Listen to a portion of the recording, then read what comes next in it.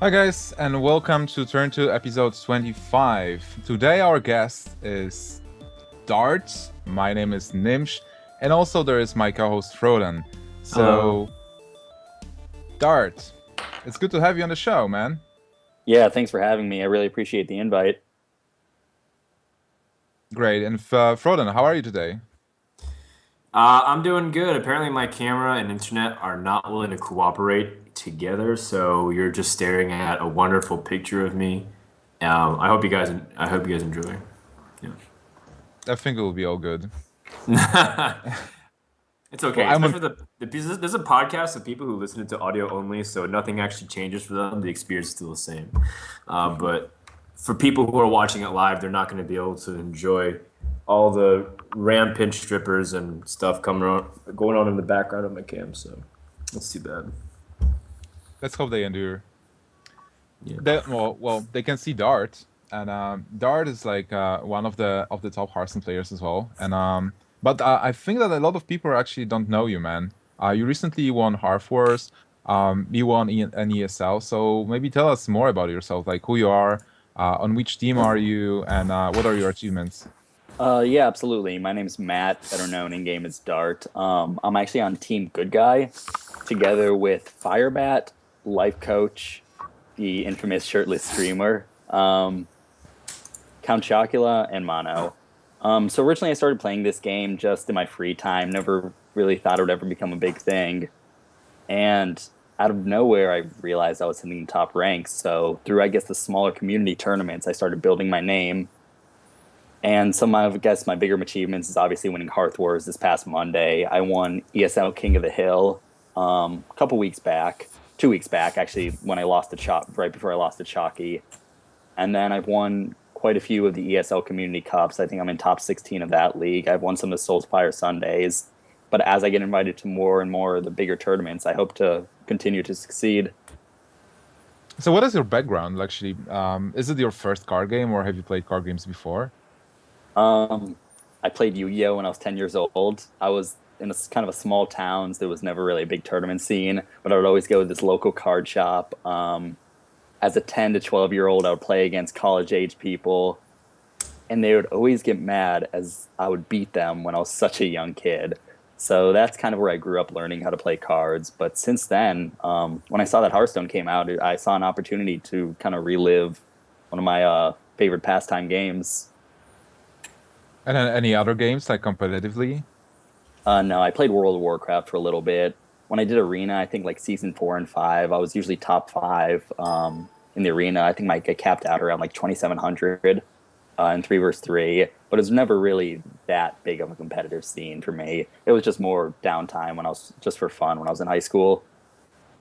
So how did you actually get better? Because like if you only played Yu-Gi-Oh before and you started playing Hearthstone, like you went through the tutorial and then you started playing, you started grinding ladder, you started playing tournaments.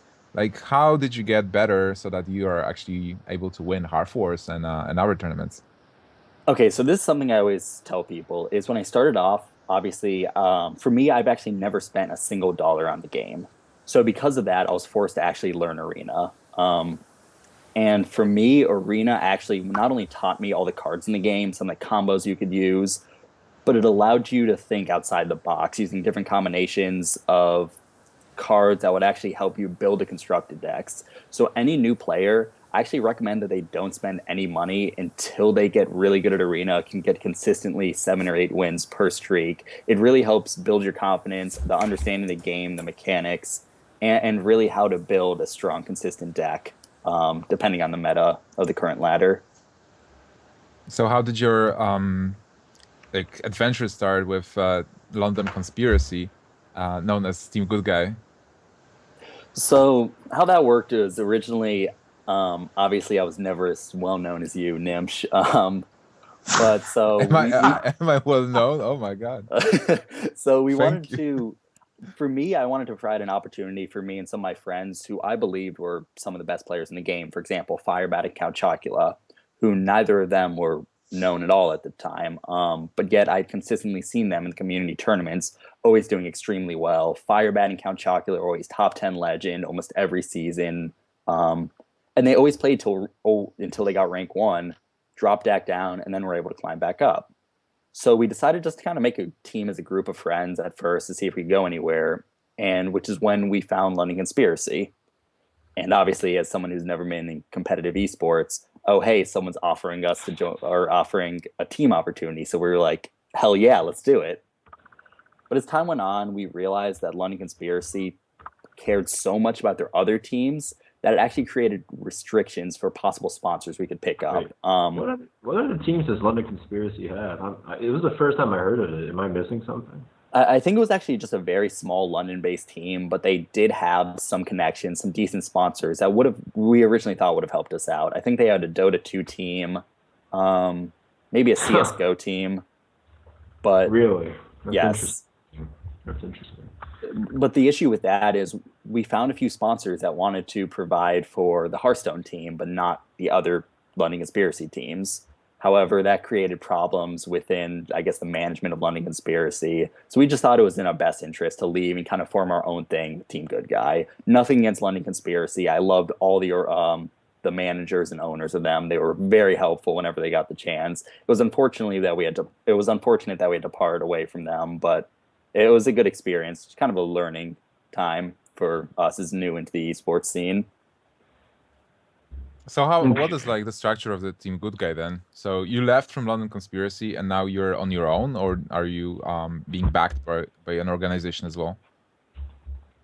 So right now as Team Good Guy, we have a few minor sponsors, but overall we are still actually looking for either a larger organization to pick us up as a team, or either that or use just Team Good Guy as a way for us as individual players to find something better. We all understand where we're at as a team, as not a big thing like, for example, Team Liquid or Curse. So we do understand if one of us has to part from each other.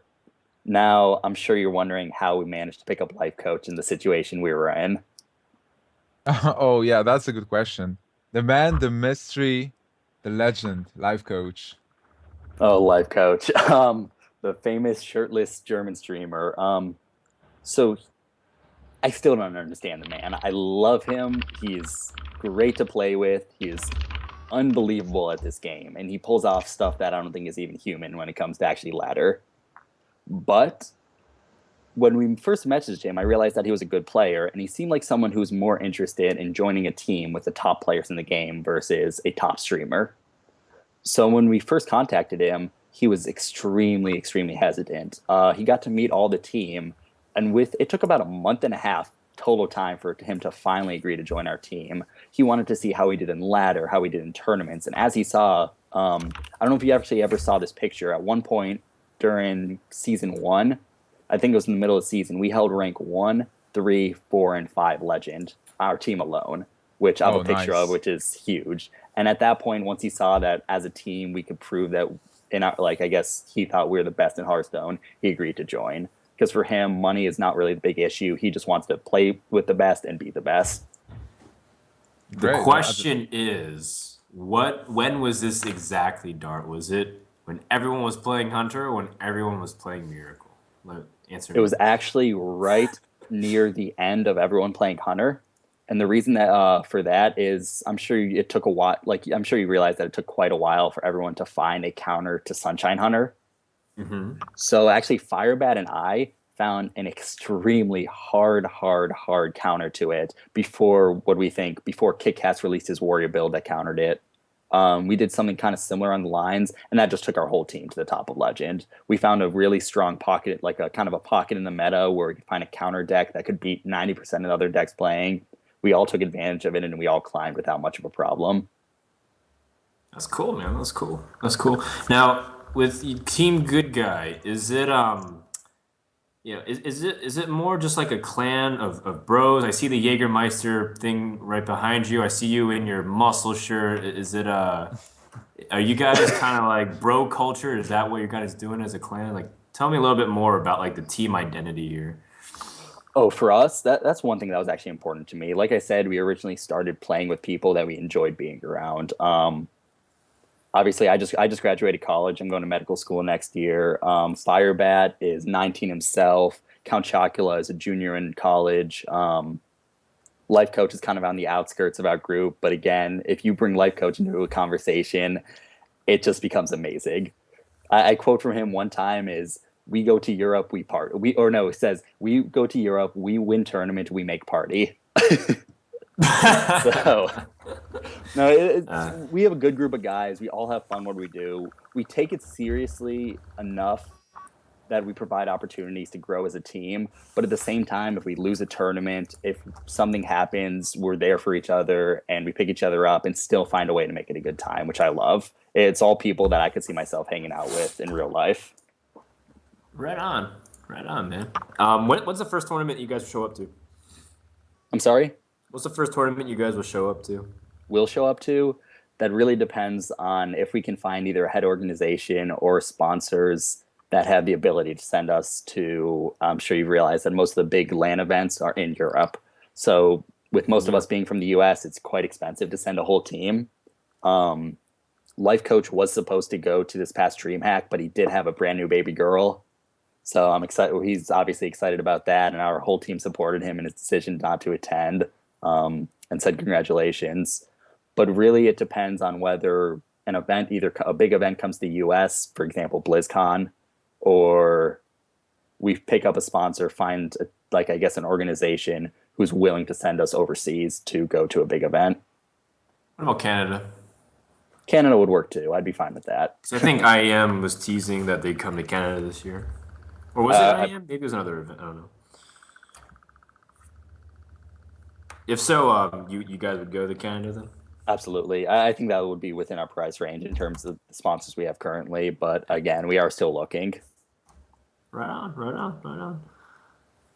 That was all the questions I had, Gnimsh. Yeah, no problem. I mean, cool questions, and I will be definitely looking at Team Good Guy in the future, and I hope you'll find more sponsors, and you'll show up in Europe as well. So it will be grand to actually meet you guys in person. Yeah, the one thing I would like to point out that we're excited about is after this season, we expect that Firebat. I'm sure you know about how the Blizzard is ranking each player throughout the seasons for the BlizzCon seats. Yeah. So season 1, Firebat actually placed top 16 to qualify. Season 2, he got to top 25. I think he might have been 22 and just sat. And now currently he's sitting happily at rank 3 legend. So he will almost for sure be the #1 seed for the BlizzCon US or North America seeds. So I think that I don't know what he does. Firebat, when it comes to legend, I'm sure you guys know Life Coach is good. I think Firebat's a god. What he does is, again, it just isn't human. He drops out of top 10 legend and go right back up within a couple of days like it's nothing. He doesn't even play that much. He just knows how to figure out the meta when it's needed. So we're hoping that notoriety might bring us some more possibilities in the future too. So we can't wait to see him take first place at the end of this season.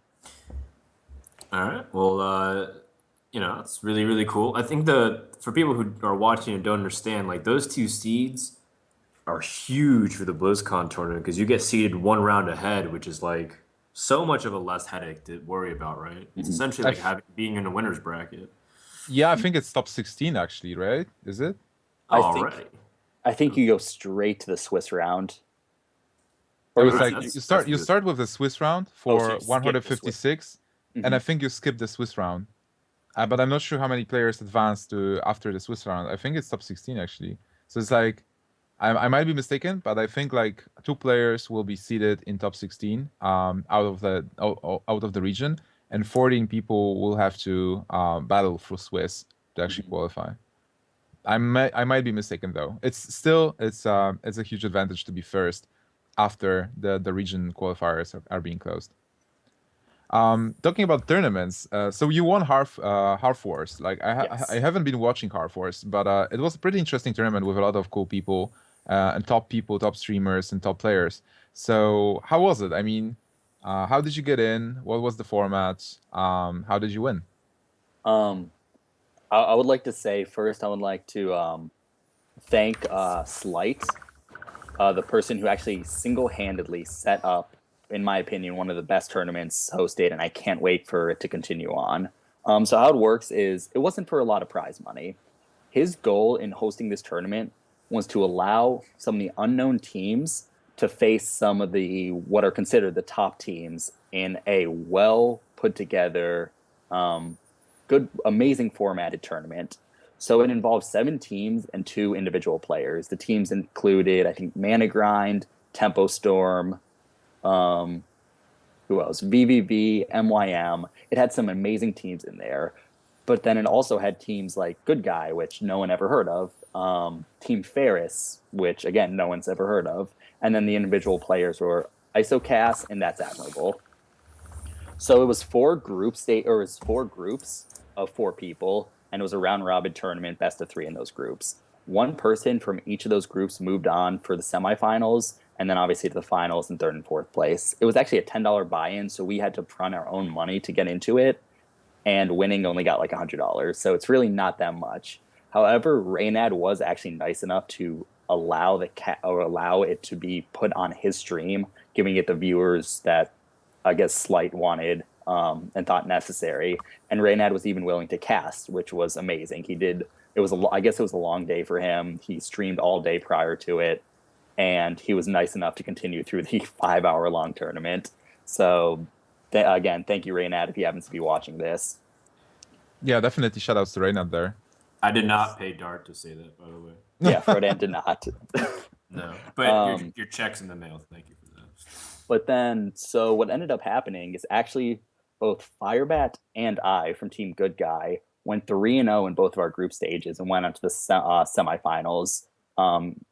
Reynad was not happy about this. Sorry, Frodan, but Firebat beat Tides 2-0, 2-0, and then I beat Gara 2-0. So Brandon's Salt came out a little bit during that cast. But when it came to the semis, I actually took down Isocas, who was the individual invite who no one expected. No one's ever heard of him. But for me playing Community Cups, I know he's one of the best players in this game. He can play any deck at top level. He understands tournament strategy, and I expect him in the future to be picked up by a good team. Also, VVV's Wampy, who is a little bit more well-known, coming from a decent team, did very well and placed in the semis. I actually ended up beating Isocast in the semis, and Firebat beat Wampy. So it was a battle of the teammates, Team Good Guy for first and second place. Oh, nice. You don't have to apologize for performing well in tournament, but you should be sorry for not recognizing Gaara's name. It's not Gara, it's Gaara. Gaara. Have you ever watched Naruto? No, I have not, actually. I'm sorry. It's Gara, best shaman. You and your real lifeness. All right. Okay. No, but so when Firebat and I were in the finals, we obviously wanted to try against each other, but we did whatever we could to make it entertaining. I still remember, I think it was the second game of the series. On turn 2, he literally went down to the rope. As I rewatched the VOD, turns out he took off his headphones, just got out a piece of pizza, and just started eating it the entire time. As he was finishing his rope, came back out, he put on his headset and kept playing. Okay, turn to pizza time. Yeah. From Firebat. Nice. And then with every win I took a few drinks, just trying to make it fun. And at the very end, trying to do a little bit BM. Unfortunately, the casters couldn't hear it, but in the background, I actually went up to YouTube, put on We Are the Champions, and right as the chorus came on, I got lethal and ended it. But it was a great tournament. I'm really excited that Team Good Guy made such a good showing. Firebat and I did really well. We did a lot of research, did quite a bit of practice because we knew it was going to be a big tournament in terms of getting our team out there. I had never expected us to do as well as we did, but I'm extremely happy we won. So hopefully that'll actually put our team on the map, maybe give us some, I guess, opportunities to get into some bigger team ones in the future.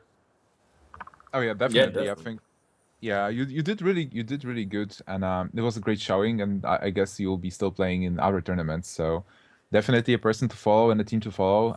If you guys want to follow Dart, you can follow him at Dart_HS, right, on Twitter. Yes. Okay, perfect. Are we doing shoutouts already? I just wanted to give that one shout out. Okay, cool. Before we move to Naxxramas. Ooh, fun. Oh man, I'm excited. So let's go to the Naxxramas, the spoiler, the big spoiler on Hearthstone. Have you guys actually seen it? Just as a little disclaimer, I saw that it was spoilers. I looked at some pictures, but I kind of didn't want to study it too much because I thought, I should kind of honor my own. I didn't want to spoil it for myself, but now I'm looking it over and it looks really badass. It's cool. This is really We can cool. actually touch upon the spoiler thing. So, what do you think? Because maybe we shouldn't talk about it. Maybe we should put like a spoiler tag on the screen and say, "Hey, if you want to be surprised by Naxxramas, like get the full experience, maybe you should stop watching the show." Which I don't want. I don't want people to stop watching the show right now. So, what do No, you no, no. guys They think? should keep watching. No, we're going to talk about it. Don't worry, Gnimsh. Okay. Well, there are spoilers, definitely. So apparently, I'm not sure who actually spoiled it, but a lot of pictures from iPad, from Naxxramas expansion, like adventure mode, were spoiled. I Mhm. think last Friday, or was it Saturday? Anyways, there is a lot of pictures. So let's have a look at the pictures first, maybe like leaked photos. Okay. On the first one, I see patchwork. He doesn't. Yeah, according to this, he doesn't take fatigue damage, and he starts off with 40 damage in it. He has a 5/8 weapon, which is like if you just mulligan into an ooze, don't you just auto win? I think so. Am I missing something here? I'm like, what? This doesn't look very hard for the warlock. It might be indestructible, actually. So I think against Oh, wait, it also has a death rattle effect apparently too. it does. I Okay, wonder what that okay. death rattle effect is. Do you think that'll make players be a little bit hesitant to put an ooze in the deck? If Death Rattle is like you lose the game, I mean, if this weapon is destroyed, if you're a patchwork, you win the game. Hmm. Then you probably don't want to use Harrison Jones. But that means you'd probably have to kill Patchwork by turn 8, what it looks like. Right. I would definitely agree with this. Basically because in World of Warcraft, Patchwork fight was mostly a DPS fight. So we're just sitting there and doing as much damage as possible without Patchwork doing much to the crowd. So I'd assume that this fight will be the same. Like we have a timer, and this weapon is a timer. So Patchwork will kill us in how many turns? 6 Now, turns? 6 turns, yes. But here's the question I have. Maybe the death rattle is if you destroy it, the weapon just comes back. So there's just no way to get around it. In which case, Harrison Jones might be good, not expecting to kill the weapon, but just to take advantage of the possible draw you could get off the card. Yeah. Yeah. Well, you will draw how many? 4 cards? Mm-hmm. It's turn 4 with a coin. Yeah. Seems decent. I mean, the fight seems like you start with 1 mana probably, so you just start trying to play like small minions, and he's just bashing you with that weapon. So by turn 3 and 4, you have like 10 health left. Maybe more than giants then. More than Yeah, I feel giants on like the. yeah. Now, If you play here's my giants and stuff, you can't. Here's do another anything. thing I'd like to point out. Patchwork doesn't have any cards in his hand. Yes, he only has a hero power that costs 4, but Yeah, and if you I look don't to know the what left that of the does. screen, it looks like it just looks like the 0/1 coin flame imp. So Patchwork didn't draw any cards. Do you think that it's his only, I guess, way to kill you is his hero power and his weapon? Yeah, I believe so. And hero power will probably summon like abomination tokens that maybe explode as well. Mm-hmm. Yeah, and I think it makes sense given that against the warlock, he naturally drains his own life, so it's already kind of tough to go toe to toe with like matching hero powers and trying to be able to flood the board. Like, so that's why it's really tricky because you might just die in Do you think he would summon the 4/4 A 4 bombs? turns. Do you think he might be summon the 4/4 A bombs that do 2 damage to everything? That's possible. Yeah, that's definitely possible. I mean, these are the only abilities that he has, so it has to well, maybe they have taunt as well, I don't know. Definitely a DPS fight. You'll be on a clock and you have to kill him as soon as possible, or just be able to maybe stop him for some time. But also, like, Patchwork had an enrage timer. I wonder if actually Blizzard gives Patchwork an enrage timer so that I think the weapon on its own is an enrage timer. kind of, yeah.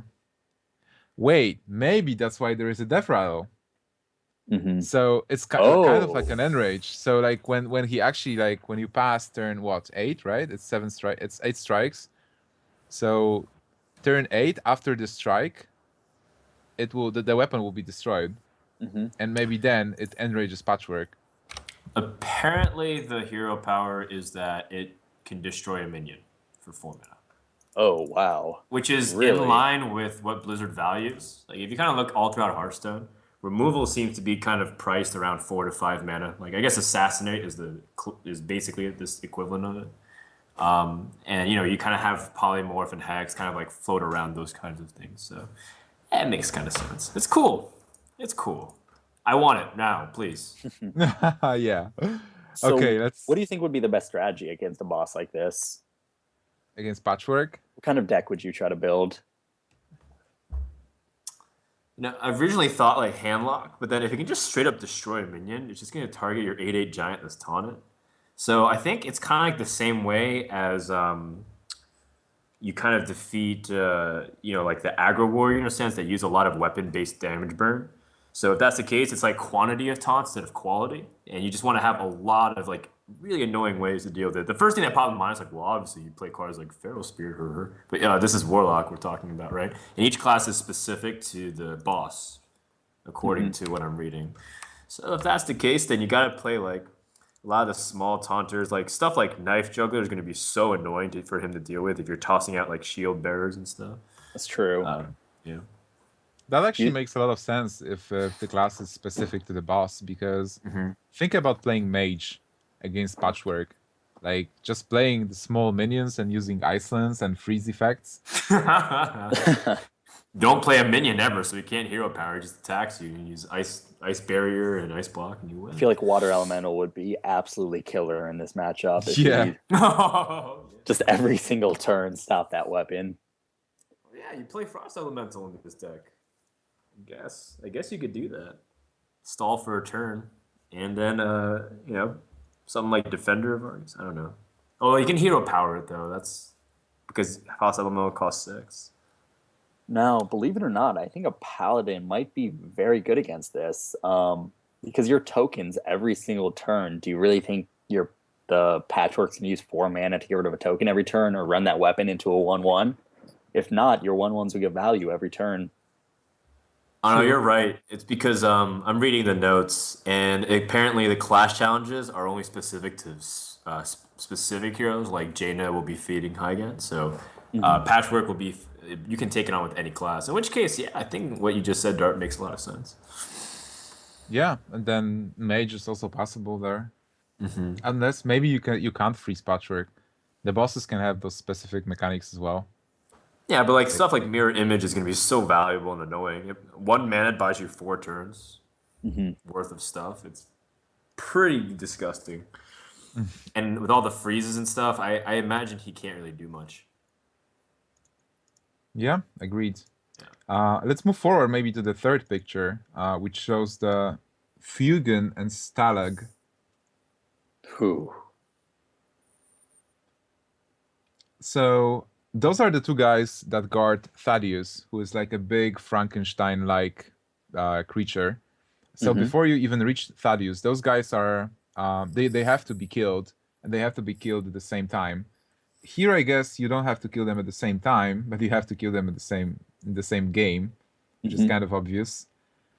And then they summon Thaddeus. So I believe those are not the constructed cards. I actually disagree with that. If you think- look at the person fingering, he has his finger over the treasure chest. That looks like if you get through that full wing, those are your rewards.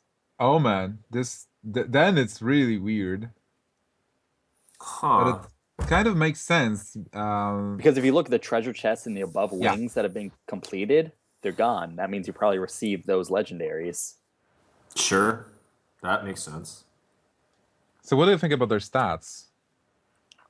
The stats are fine, I guess. 5 mana for 7/4, I think That's is good. not good. It's not good? You're only going to wish Dialogue was Fugan. It's 4 mana. I don't like 5 mana for 4 health minions. They're too easily killed. Just way too easily killed. You can get such good value with a Wrath. Well, you probably wouldn't want hero power. But it does have a death rattle effect, though. And you don't know Thaddeus's stats or whatever he brings as well. So you're paying essentially 5 mana for 11 stats, which is like normal rate, and then you also get a death rattle effect. I could see Fugan alone being used in decks, though. 4/7 for 5 mana, I think, is very good. Yeah, exactly. I was able. I wanted to actually say that the Fugan is good with those stats. Like 4-7 for 5 is really good, Hmm. and 7-4 not really. So No, what do you dude, think? this Like, is this is this is what you do. You start playing Crazed Alchemists in your deck, and then you have two Fugans. All right, and Now then that you I put think, them, and you put it in your Druid deck because people are gonna start playing Black Knight and stuff because they're all kind of paranoid the metagamer shift, and you're gonna do a 10-5 uprooted Ancient of War, and then you Crazed Alchemist that, and it's a 5/10 without taunt. No Black Knight. You're welcome. now do you do you if think you that? play, I'm sorry, go ahead. Yeah, no problem. I mean, like, I wanted to ask you a question. Do you think like Thaddeus is actually a real card, or that you can put in your deck, I doubt or it. is yeah, he might be like something outside of the collection that's being summoned. But do Maybe you even think like Thaddeus will be better than either of those cards? I think it has to be. I think Thaddeus can actually work like Jiraxis as well. So when they are killed, then you turn into Thaddeus. Like Hmm. Thaddeus is being summoned, and you turn into Thaddeus. So you have like a static attack like Jiraxus, and maybe your hero power changes as well. That would be Now, cool. I'm already Do we? thinking of decks now that I'm really seeing these cards for the first time. A mid-range Death Rattle Shaman deck with its rebirth, being able to summon Thaddeus 2 times, and that way it allows it so you with the rebirth card. I think that's what it's called, correct? Yeah, yeah. I Well, mean, they actually, So it's changed called they it's changed the actually name. called Reincarnation now. Yeah, reincarnation. So Yeah. if you let one die normally, which doesn't matter if they silence it or not, get the second one out, rebirth for the extra 2 mana. So you have 7 mana for, let's say, a 4/7 and Thaddeus. And then if Thaddeus is another minion dies, you just get another one once Fugan dies again. That's going to be a scary combo, depending on Yeah, what you Thaddeus you can is. even play stuff like Ancestral Spirit in that deck too. Hmm. And then like all of a Exactly. sudden that really gimmicky deck where you play like Molten Giants and Ancestral Spirits. You remember that stuff? And the Earth Elementals. Oh, yeah. Like you can just kind of sub in those really big, heavy hitting creatures with legitimate creatures, and all of a sudden you're not just kind of conditioned to lower your health Hmm. in Shaman who can't heal yourself, and then all of a sudden you have like lots of crazy potential to do cool mid range stuff, and that's really good because Shaman has been so static. Like the way you play Shaman currently in the metagame, and you know Dark because you played a lot of Shaman even in the Hearth Wars Hmm. and stuff, is that you switch like 3 cards and it's like that's it. That's like the flex you have from Shaman. But pretty much you're always playing like the Lightning Storms, the Lightning Bolts, the Earth Shocks, and everything like that. So Exactly. The Shaman has so much removal already. I feel like Shaman is going to be the first class nerf after this patch.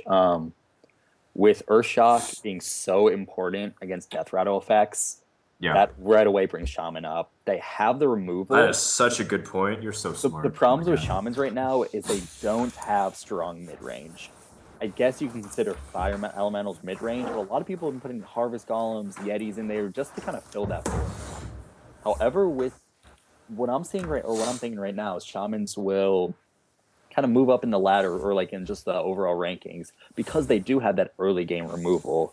And then they can just do big thing after big thing after big thing and taking advantage of those new big death rattle effects, the reincarnation card that's coming out, even the ancestral spirit. I feel like shamans are going to be a big danger when this patch hits.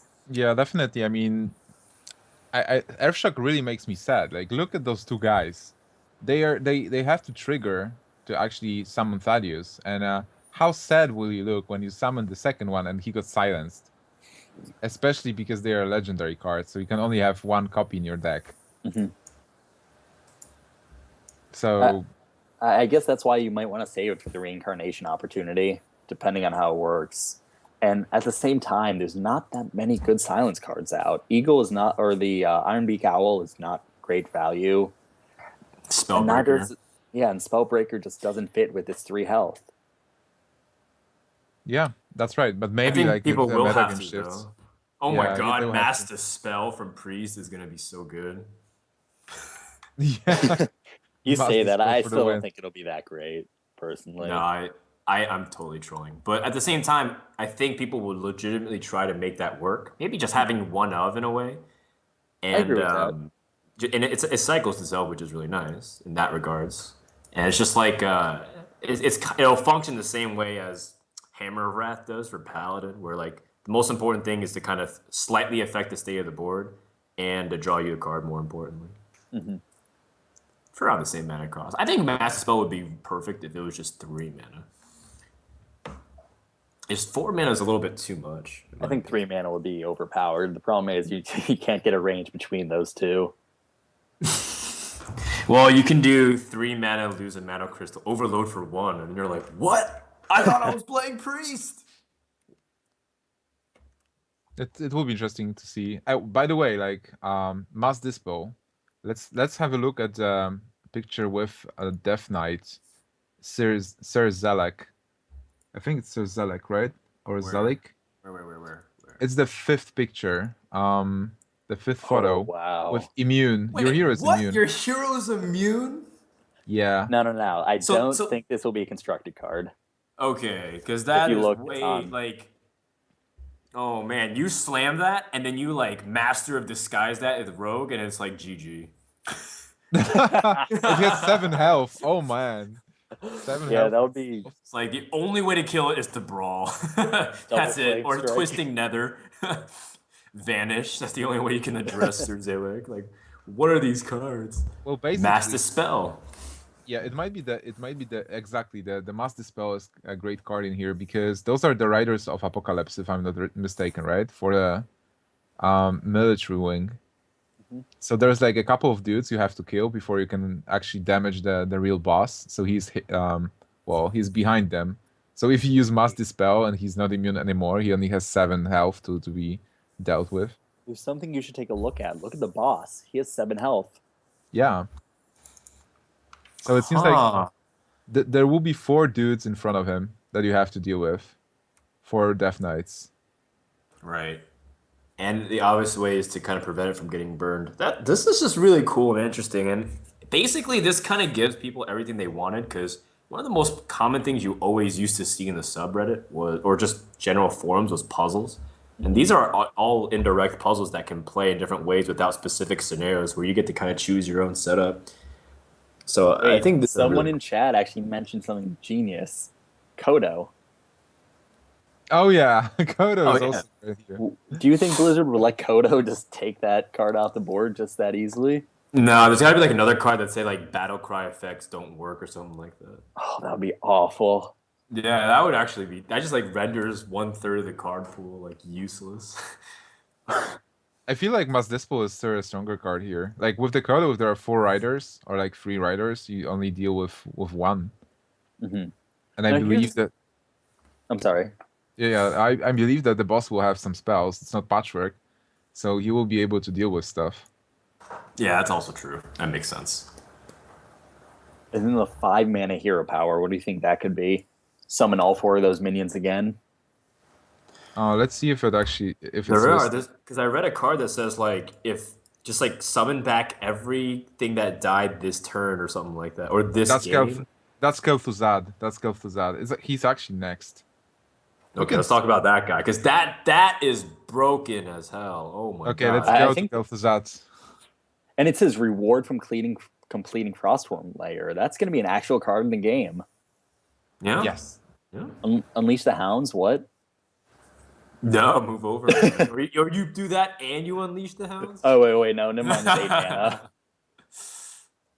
Coin. save How the does coin. it? How will it work with the Druid card that destroys the field and puts the Poison trends? seeds? Yeah, poison seeds. Well, obviously it's Can't kind use of it on like the same rag. turn, You I have think. it has to live past the turn. Oh yeah, you're right. But it says at the end of the turn, which means You can poison seed Oh. and then play Kel'Thuzad. Wait, you no, can no. within It means within that your it deck. happens after every turn, kind of like Gruul, right? Wow. At the end of each turn, that's what the language looks like. Because if it said Yeah. on the end of your turn, then it would summon all friendly minions. So, that's... So like you just mind control that and overpowered. you laugh. Just mind control it, dude. I feel like that's really overpowered.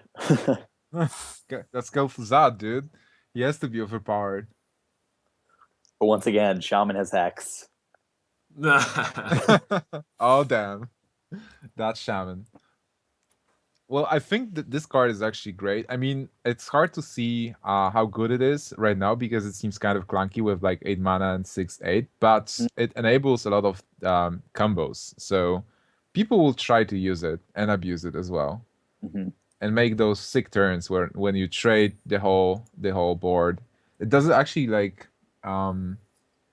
get the opponent's opposing minions as well. Oh, friendly minions. So the card text is at the end of the turn, summon all friendly minions that died this turn, which means that you can make sick trades and then play this guy and then get the board back. Yeah, it's pretty gross, especially if you play chargers and stuff. Exact. What decks do you think we would see this in? The problem is it's 8 mana. That's pretty much your whole turn. So it's probably a deck that can hold board control prior to playing it. Well, Yeah, I'd say the logical mid-range. thing is like Ramp Druid. Like any heavy costing legendary can go in Ramp Druid. But again, here's the problem with Ramp Druid is how often do you get more than one minion on the field? That is true. Well, it kind of Yeah. like can abuse the rattle, I think, again. So it's a kind of deck when like a mid-range deck, which really wants to play turn 6, 7, something big like Kern or Sylvanas, or even like Baron Rivendell, which will double the rattle. So you want to have the significant board, and then be able to kill some guys on your board by using other cards like trading, and then play Kel'Thuzad to get infinite board back. What happens if you like use Force of Nature Savage? Say Kel'Thuzad lives a turn and use Force of Nature Savage Roar. You would They buy just- the game. I think their they death just- rattle would be die at end of turn, so die at your end of your opponent's turn then. Okay, because then it'd be like then you have that and there's just like 4/2 Treants just or 2/2 Treants just sitting there. Like, well, what happens now? Like I thought we were supposed to die, and then Blizzard's like, nope, you guys are back in. And then you're So just like, someone in Twitch chat just made a genius comment. Turn 10, Kel'Thuzad reincarnation. So you're gonna have 2 Kel'Thuzads for 10 mana. 3 Kel'Thuzad? Two, I'm sorry. No, wouldn't You're you have right. 3? You're right kill, because you kill it and it gets back. and then So anything that it died gets actually back. does come back. So you have 3. definitely. No, you'd have Yeah, two. that's You'd have very- 2 because you'd kill the one, the other one would come back, Yeah, and then that one would cause the first one to come back. So you'd have 2. yeah, true. Oh That's no, true. you're right. You're right. You can. Oh no, I was thinking if I can combine it with Deathwing, but it doesn't work. Deathwing is hard to work with. No, nothing. Deathwing flies solo. Deathwing just does his own thing. Alarmobot combo. Oh my god, it can return the Alarmobot at the end of turn after it destroyed. Robot Wait, combos. Alarmobot actually goes to hand. Ah, damn. Wow. Can you imagine Leprechaun. how much salt would come out of every single competitive player if they lose to Alarmobot decks? Talk about RNG. Oh, definitely, yeah. I should actually build one.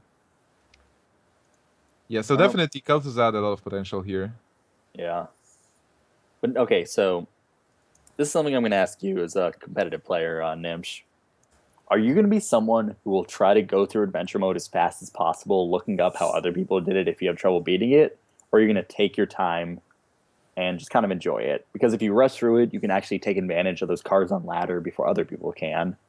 But at the same time, that kind of decreases the enjoyment of new content.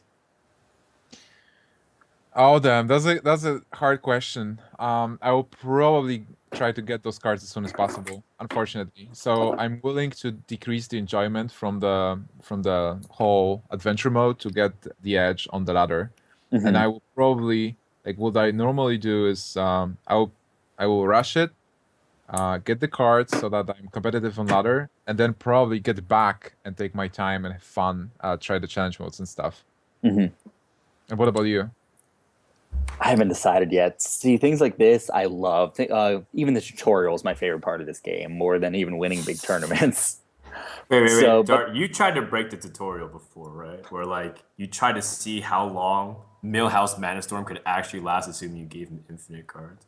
Have you ever done that? Because I've then not. you What actually happens? realize the game actually doesn't let you lose, no matter how hard you try. Like I try to just do nothing and pass, but the game actually just doesn't let you end the turn or something. For example, if you have lethal, like the game just blocks out the end turn button, and you have to fireball him. And you're not allowed to fireball your own face or your own minions either. Yeah. But I Damn. also remember with the Illidan play, they have like he does something crazy overpowered, but then you always top deck the exact card you need. yeah, you have like Arcane Explosion kill all of his 4/2/1s or something like that. Mm-hmm. Yeah. Oh my god, this means that the tutorial is rigged. Oh, I'm sorry, I didn't mean to ruin it for Poor Millhouse. you. Yeah. It's like that day that you learn that the last guy who runs into the brawl is the one that lives. Just ruins all like the good feeling of like the intensity of that moment. It's gonna be cool, man, because there's lots of difficulty levels I see. Also, there's like heroic and different challenge modes. So I think Curse of the Naxxramas will get a lot of players excited for the right reasons because a lot of things that people have been asking from Blizzard, they're giving it with this. Aside from all the other stuff we usually ask for. And you know what's the best? It's actually just the start. It's the first adventure mode, and there is so much content in World of Warcraft that they can bring. Like all the raids we raided. Oh man, there's so much content there. I feel like we'll see another expansion before we see another adventure mode. Don't you think? Yeah, I think they are probably working on like an expansion with more cards because it only brings 30 cards for the constructed part. But you never know. Like maybe the next one will be tied. I mean, it probably depends also when the Warlords of Draenor will be released, because for Blizzard probably it will be cool to have like the Warlords of Draenor expansion into Hearthstone at the same time as the actual expansion in the World of Warcraft. Like the product actually like matching at the time. Mm-hmm. And still, there's like a lot of different stuff they can do. Like on Onyxia's Lair. Well, we have Naxxramas. We can have all the raids. It's like so many in World of Warcraft that they can bring and make some cool mechanics with the bosses. Use the mechanics from the game and translate them into the card game mechanics. Mm-hmm. Yeah. So one picture, I don't know if you guys wanted to take a look at, the one with the 3 web spinners. Oh yeah, supposedly that's how you start the game no matter what. I think Blizzard's gonna totally troll you and allow you to throw away a web spinner, but you're gonna get one back. And then even if for some reason you somehow get it, the first 2 cards you're gonna draw as soon as you mulligan them out are gonna be Does web that mean you spinners. don't get to make your own decks to play against these bosses? That's actually a valid point. There is a chance that you're fighting with the pre-constructed decks. I think I've seen somewhere like that somewhere. Yeah, I think that's cool. Well, it says that your deck will contain at least 3 web spinners. I guess that's just Where does it say that? it's just in the notes. So I guess that's just conjecture. But either way, this is a class-specific challenge, just like you said. So it's probably a condition. Like, yeah, you probably start off with a deck you have to win with. And that makes sense. So that way it's not, like, too easy. Because in Hearthstone, it's, like, on another episode, Dart, I think Strifeco was talking about, like, how Hearthstone is balanced by the extremities. Black Knight and BGH, stuff like that. Like, automatically just reigns in power already. So, like, if you see a boss that has overwhelmingly overpowered mechanic, there are like super hard counters to it. It's just that it's usually super situational. But if you know that's what he runs, then you just have to prepare 30 cards that are geared against winning against that. Like for example, the patchwork, right? You just Water know that elemental. Exactly. You just have water elemental and you wrecking just patchwork. poop on everything else. You can't do anything. That would be funny. And then you play water elemental duplicate and you just continue laughing at your opponent. There's just nothing he can actually do. So he uses his hero power to kill it off and you just keep playing him with duplicate. Yeah. Exactly. So that I think you're actually I'm willing to bet money that you're 100% correct, that you're gonna have a pre-made deck for you to take on these challenges, which is also really cool in itself because again it sets up another puzzle scenario. Otherwise, Miracle Rogue would just take out everything. Just like that. Just play it still. It clears the whole raid. Yeah. By the way, web spinner. This is a new card that was announced. So this is actually confirmed constructed card. What do you guys think about the card itself? Sorry, which card? Web spinner. Web spinner. Oh yeah, the new Hunter card. Yes. Um, I think it's really good because it fits so much of what Hunter kind of needs in a sense. With Unleashed kind of nerfed, you need more consistent ways to just keep drawing, and that's why people still kind of ran Stone Tusk Boar because it's in your way to kind of keep the cycling going rather than having other just rather than dropping other mediocre minions that are beasts. And for one mana cost relative to what it does, and it gives you a card that doesn't fatigue you, I think like for what it's cost, it's great. I know a lot of people complain, but like what's the worst case scenario you can get? Like an angry chicken, right? And even then, you still have use for it in some ways. You can use it to activate kill command. It's just another card. Like the only way it can be bad is if it overstuffs your hand and you start getting mulliganed or you start getting milled. Sorry, not mulliganed. See, I kind of disagree with you there. One problem with Hearthstone versus other card games that I feel like is that you're limited to 30 cards in your deck. Otherwise, every single deck would play Gnomish Inventor just because it's a card to draw a card. It has some kind of value. Oh, not Gnomish Inventor. I'm sorry, Novice Engineer. Yeah. Do you really want to take up one of your 30 card slots with a 1/1 and then a chance to get a Timberwolf, which may not even fit in your deck?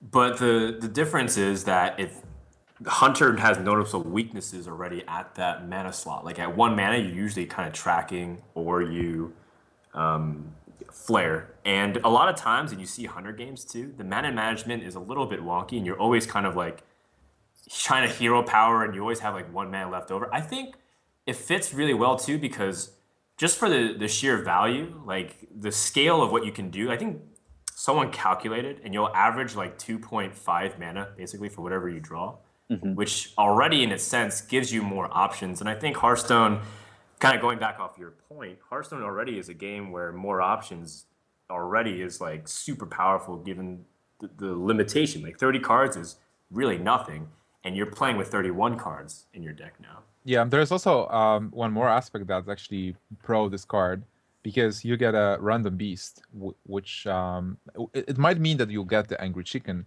but on the other hand, you can get something really good that you're The Savannah that Highbane, right? Yeah. yeah, like Highmane or like Tiger or whatever, and your opponent it might be surprising for your opponent. It's like I play the spider, you kill it, and I get a card, and you have no idea what this card might be because I can get one of the random beasts. So how do you play around what I get? Like obviously, if I get a Crocolisk and I play it turn 2, well, you might notice that this is exactly the card I got. But if I got King Crush, like, would you consider me having King Crush and turn 9 play around it? I mean, personally, I will probably get always what I want from this card, but like, But you know, He's it's gonna hard get to the play counter. against. But another Yeah. problem with that is how I see some of the top meta decks. They're made to minimize RNG. For example, Miracle Rogue minimizes RNG because you make sure you draw through your whole deck and get what you want. Handlock does it by, again, drawing through everything to get what you want. The new mid-range Ramp Druids have double Innervate, double Wild Growth, and Harvest Golem, so you have a better chance of getting a good start. I feel like decks that add RNG to it on purpose, a lot of the times won't be, I guess, all that viable. It's you want to reduce risk in your deck so it's more consistent for ladder. Now, for a tournament setting, I can see it working because it does have that surprise effect. But overall consistency, I'm not sure I can see it being that great of a card. Yeah, okay. For ladder, that is a very good point. I think because you don't know what you're, even if you get like King Crush on ladder, like if you're playing against Zoo, for example, you're never going to be able to play King Crush. And even if you do, like the 9 mana will trade for like that Void Walker, and you're going to be like, oh my god, this is the worst card ever. Yeah, I Yeah. agree. I mean, the card is like 50-50. Not that good for ladder, but for tournaments, it can see uses. Maybe let's quickly go to the next card. We actually missed it. I think it was spoiled like a week and a half ago. This is a priest card. Oh, the Dark Cultist. Yeah, the Dark Cultist, Yeah, exactly. this is a cool card. This is a very cool card. But Dart, I mean, you should start things off because you actually say smart things. So do What you about guys, don't me? Come on. worry. No, I'm talking about. Sorry, I was saying I shouldn't start. I looked like I was gonna start the conversation, but I'm gonna let Dart go first. Okay. Sure. So how I see it is if every card was a neutral card in terms of minions, the most valuable card in the game would be Fire Elemental. Then it would be Savannah Highmane. Then it would be this new Priest card. It is hands down the best 3-card drop in the game. You mean like if you add the stats, right? Yeah, the stats and the effects together in terms of Okay. just straight value, like for example, in just arena sense. The What about amount of mana cost for what you get out of it. Okay, yeah. Well, no, that's where you're wrong. You're forgetting one really important card. That's actually like Houndmaster? the next. Innervate. No, it's Wisp. Wisp Wisp. actually gives you infinite stats for 0 mana. Okay, fair enough. There You're you right. go. But All right, sorry, but continue. it's the best 3-drop in the game. 3 mana for a 3/4 alone would make it a playable card. Yeah. Plus, it has a damn good death rattle. Especially as a priest, where health on your minions matters a lot. When you have the opportunity to heal them up with Circle of Healing, Northshire Cleric to get the card draw. Priests play things with high health for the reason that you can keep them alive and get value out of them. Let's say you don't even get the death rattle, it's still a 3 mana for a 3/4, which is better than any 3 mana drop in the game currently. Sure. So I think on its own, just because of that, it's unbelievable. Does it fit into current priest decks that they can make? I don't know. But as a card standing on its own, it's great. The problem with it though is just like you were saying, like it's really great value, but Priest already is overloaded at 3. They have so many good 3-drops usually, like Injured Blade Masters, Shadow Word Deaths, Thought Steals. And so they're gonna have to make cuts somewhere. And you don't want to cut really important cards like Shadow Word Death. I think you're gonna have to maybe like if maybe not if you're a Maz, but you're gonna have to do something. Take out the Farseer, maybe drop 1 Thought Steal. Having 2 is a little bit of a luxury as well. So I think it's just kind of sad because that wasn't a mana curve cost that Priest was struggling in with. I mean, it might influence the deck overall because maybe you can build a more mid-rangey priest because of this card. Because you will have the Injured Blade Master and Dark Cultist in this slot of 3 mana. Then on turn 4, you can play like a Yeti and some bigger guys and fight from there. Like Defender Vargas and turning this guy into a 4/5. Into basically a Yeti from turn 3.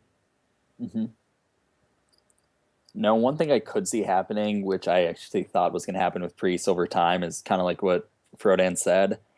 Thought Seals won't be in priest decks very long. I think the only reason it's used now is because it's a fun card.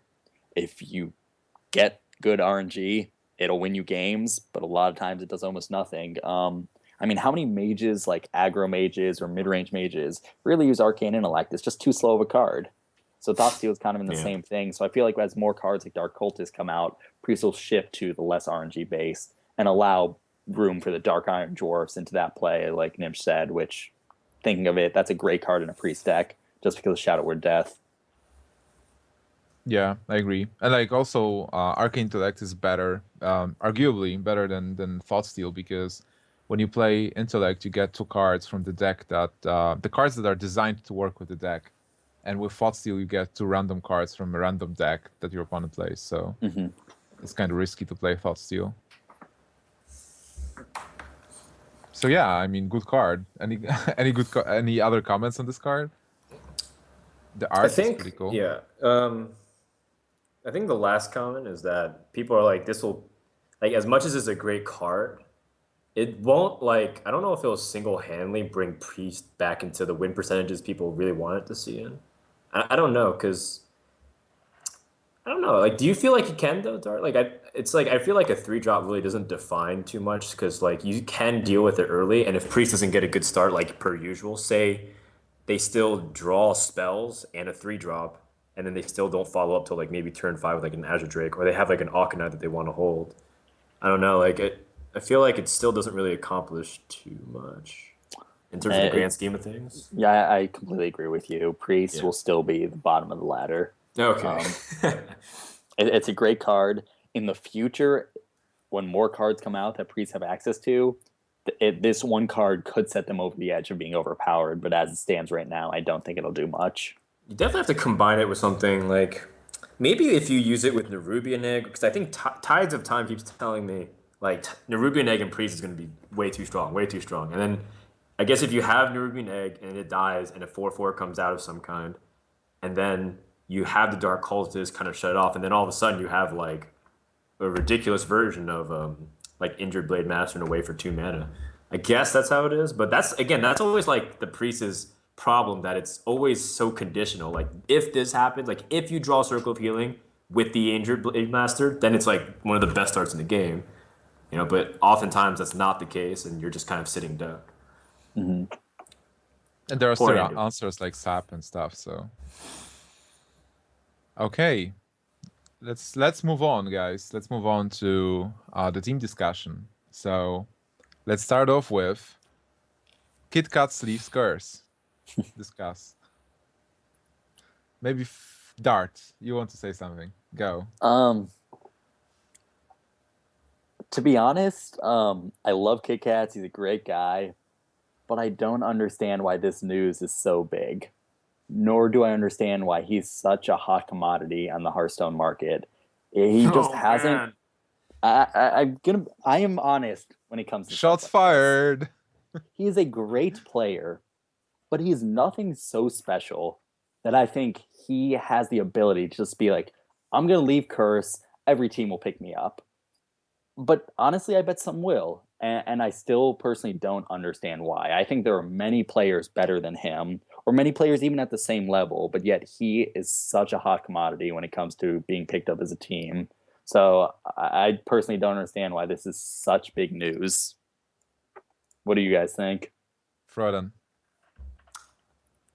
Wow. Okay. Let me think about this. I'm still putting what Dart just put in my pipe. Okay, I'm trying to smoke on it. Let me think. I gotta disagree with you here. Kit Kats is actually a very underrated deck builder in the metagame. I know people kind of tout his warrior abilities, and they're like, oh yeah, it's warrior. But Kit Kats is also very smart with how he approaches the metagame in general. And the reason why he's able to be so good with warrior is partially because it's his favorite class, but also because he's able to understand and recognize meta patterns and able to address it immediately. And deck building is so vital to a team's success. I can't even begin to stress that. Like, as much as execution is really important and not making mistakes in play decisions, as you even point out several times throughout the show, Dart, deck preparation is often sometimes just the key factor to winning, because you're able to just know the meta and your draws are better. You have answers at almost every turn stuff. And Kit Kats is one of those guys that can do that. I'm not saying that he's the best player in the world, and by all means, people should be paying him ridiculous salary. I'm saying that I think he is one of these guys that you can feel really confident of bringing in a solid group of players, and then they end up turning into great players. I think he's done that when he was on Clarity. I think he's done that when he was on Curse. And whatever team he goes to, I think he will continue to bring that fear. People don't know what Kit Kats is brewing up next. And I think he's got what it takes to carry a team on his back. But I do agree with the fact that I don't think his play alone warrants him to build something around. But he's an excellent key piece of making a squad be pushed over the top in terms of contention. Now, here's what I'm worried about, though. He's, I feel like, building a name for himself as someone who just leaves teams. He originally was on Chat Lethal. Right after he won the Chat Lethal Invitational tournament quite a while back, he left and joined Clarity. Once Clarity finished the ESGN fight night, I'm sure you remember all that, Frodan. Right. Once Clarity started to get known, I know a thing or two about that. He leaves and joins Curse. Once Curse starts entering tournaments, he leaves and is looking to join another team. Again, I really don't have much against Kit Kats, but I feel like he may be going about his, I guess, esports career in the wrong way. He's building an interesting reputation for himself, which is getting him well known, but I'm not sure it's in his best, I guess, interest to do it so quickly like he is. Okay, so that I guess I can agree with in a sense. If you're leaving teams very often, as much as PR can say things like, yeah, we leave on amicable terms, why is he leaving so many teams? That's 3 teams he's left in the course of 6 months. And Mm-hmm. that is something to be said. But at the same time, Hearthstone is still new. It's so it's so ethereal. Like you can't really like everything is always just forming based off of like the way the wind blows. You know, good. You guys were London Conspiracy. Now you're London Good Guy, and then when you guys get sponsored, you'll be a different team, and that's just going to be how the way things goes. And I think for guys like Kit Kats, as talented as they are, as skilled as they are, it's going to be the same way. He's probably going to get better offers than what he was offered at Curse. I know I used to manage Curse. I know how much Kit Kats was being offered. Mm-hmm. And if another team has offered him something better, I think he should take it. I think he is worth it. Mm-hmm. Also, But I do recognize what you're saying though, and it does have validity because there are players like that. There are players who are incredible headaches wherever they go. They can't get along with teammates. They're not very social. They like to keep to themselves, and they're very poorly mannered. I know players like that all across the scene of esports, so there's definitely merit to that.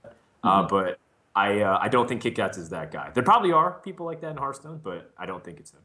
Now, one thing you said about his deck building skills, yes, he's unbelievable building decks. But I don't want to go into big details. There are a few of his decks were not his own. It's not that he stole decks and claimed them as his own. It's he used stuff, he used ideas from other people and just never credited them. He never said it was his own. So I'm not saying he's saying he's stealing decks, but I know the exact people. One of them is actually one of his good friends and someone who's very good at this game and getting well known himself. But Backspace. Backspace, you actually know what I'm saying? You know who it is?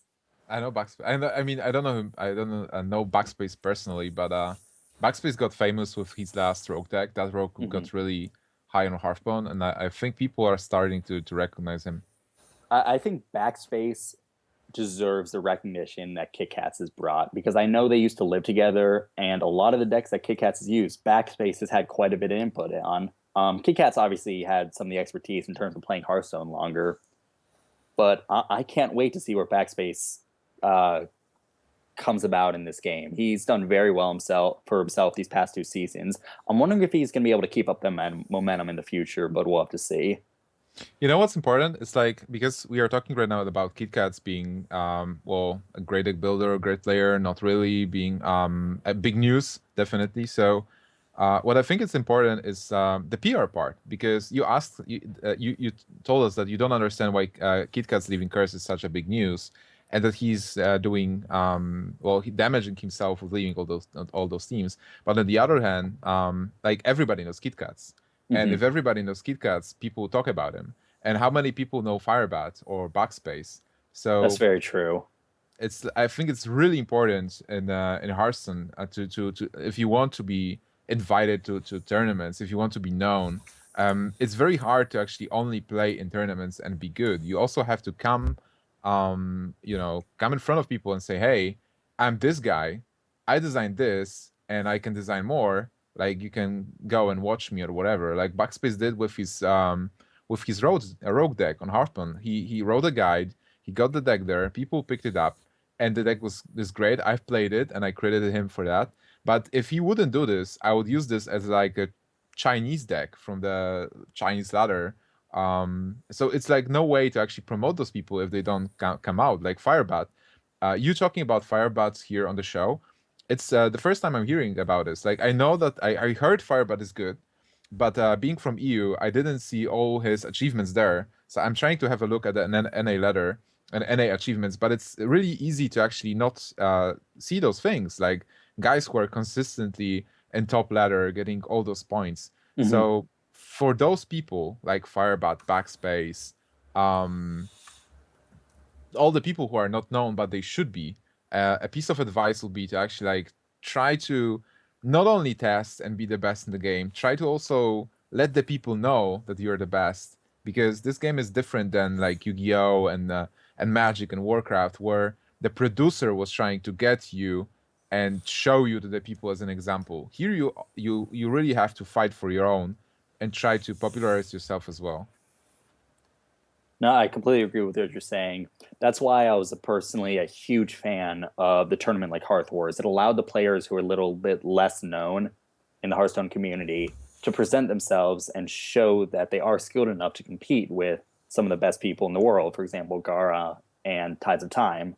And the community cups, for example, ESL, you see a lot of the same players winning those each and every week. However, because they're not big streamers, no one knows who they are. So I would like to in the future possibly see some tournaments that give those type of players opportunities to get well known. That's like right now, I was never a big player, but I'm starting to get my name out there doing shows like this, winning tournaments as consistently as I have been. Hopefully I can keep that going. But it's hard to break into the competitive scene. This game really has a lot to do with how well you're known and who knows you, and like who you know, who knows you. It's difficult to break out, and I think that's one advantage that Kit Kat's had. He was well known early as a great player, and since then he's always done well. I'm not going to say he's the best player. I'm not going to say he's not good. He's a great player, and he's been doing it very well to keep his name consistently mentioned. He talks on other people's big streams. Everyone recognizes who he is. He's done a great job in terms of getting his name out there. Yeah, but and this is actually a topic worth discussing about, like, invite process and people getting the same. You see the same faces everywhere, and that whether or not that should or shouldn't happen, that's a different thing. But what I do want to address is that everyone who has gotten invited to something did something to get there. It's not just appearing out of the blue. KCAS did something notable to get his name out there. He built Warrior decks. He started participating a lot in highest perform tournaments. He's great. He even plays top 4 at Tavern Takeover. All these kinds of things you can kind of make a case for. And people always make cases for these open bracket people. Like, we want more openness. We want unknowns to rise up. But the fact is they are. Like, there are people rising up. Like, Taj, a couple months ago, probably 5 people knew who he was, and that was his teammates and his practice partners. There weren't people that knew too much about what he was doing. But the guy just stuck with it, achieved what doesn't even make sense. He won 5 Zotac Cups in 1 month, which doesn't even logically make sense because there's usually 4 weeks in a month. But he actually won an NA and EU in the same week. Like, the kid's disgustingly good at Hearthstone, and he makes a name for himself because he doesn't whine to get there. Now, there are people who do whine to get there, and and I'm not saying that people they shouldn't do that, because at the same time, it's really important that the voice be heard. But there are people who are just proving this theory every single week that we go out there. You're one of those people too. You're starting to get out there, and all I'm gonna do, Dart, is saying that rather than saying, I deserve to be more, just prove it. Just keep showing up and proving it, man. Because just like your team, Good Guy, like the same kind of thing. Life Coach was unknown for a long time, and then he makes really strong runs, makes a great deck. People take notice of him. I'm sure the same thing's going to happen for Firebat. The same thing's going to be happening for Backspace. All these other guys you're saying. For guys like Gnimsh, it's a little bit easier because he did get to know the guys like Artosis earlier on. We did get him on Fight Night, but every single tournament Gnimsh goes to, they always say he's lucky, but for some reason he's beating these open invites. Like, I am Katowice, he went first against the 2 guys who went through the open bracket. He goes to DreamHack Summer, and he gets paired in a group with 2 open bracket guys, and he advances in first place. Like, these kinds of things are not going to get overlooked, because despite the fact that he might be invited, Gnimsh is still a top player. I completely agree with that. Yeah, and this is where you have to kind of draw a line where I know people want to see new faces. I know they want to see the same stories, but the players that do get invited have put the time, the effort, work, and they are skilled enough to be there. Okay, I completely agree with done ranting. Oh man, that was long. Sorry. No problem. Thank you for complimenting me. I'm blush. Am I blushing? Oh my god. You can reply to that, or we can move on to another topic. But I felt like that needed to be said because so many people always say, like, I'm tired of the invite process. Well, it's like you're also seeing players who not only are really talented, but a lot of them are really creative as well. They bring really fun decks sometimes, and they're focusing too much on their name and not enough on the game. I do think the invite process is absolutely necessary, but there should be some tournaments that not only has the invites, but includes maybe an online qualifier. For example, let's just take DreamHack Summer, for example. There were 12 invites, correct?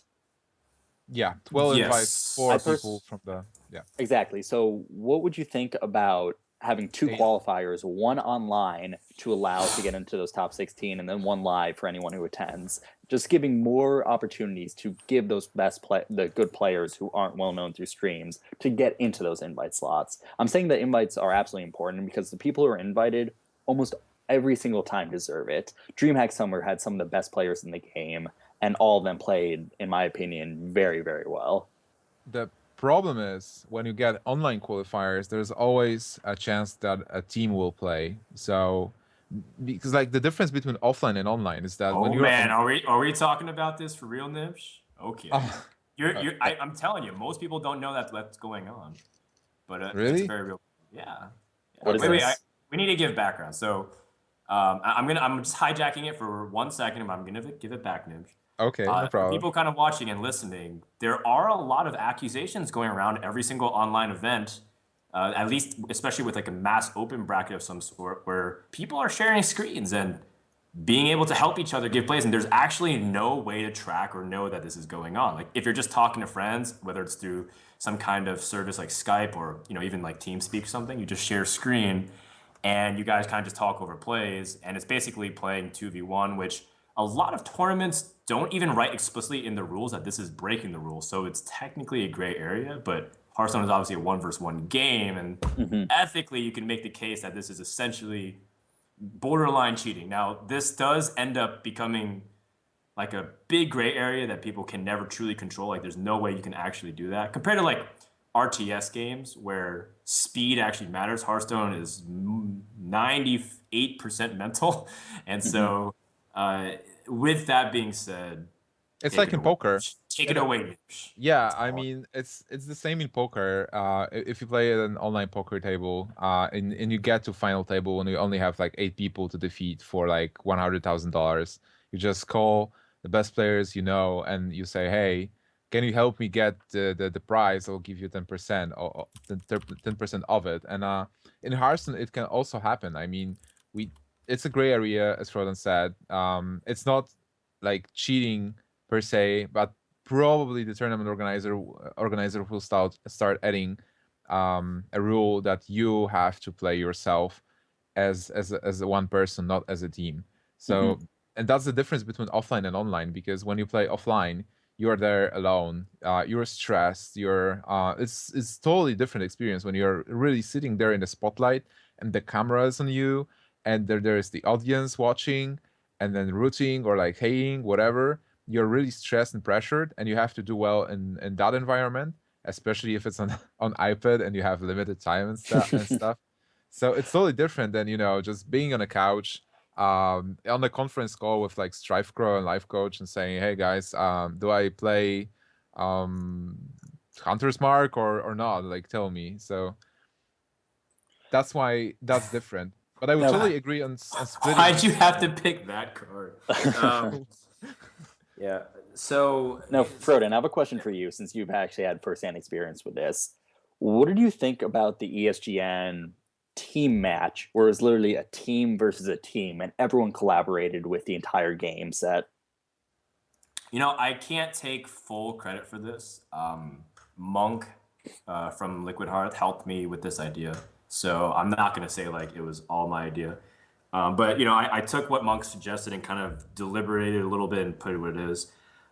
So when we kind of put this together for ESGN, the idea was that Fight Night was more of a show match, and we wanted to showcase the team dynamic. That's why we wanted to have conversations between each match. That's why we wanted to have interviews at the beginning and end. That's why we had Crip, Artosis, and me asking questions, trolling, having fun. And the whole purpose of that was to build brand. We wanted people to remember Hmm. a name like Mana Grind, remember a name like Doggy House, remember a name like Clarity.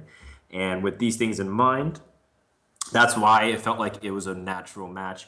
The only thing that was kind of annoying was that players are pretty opinionated. I'm going to go with that word.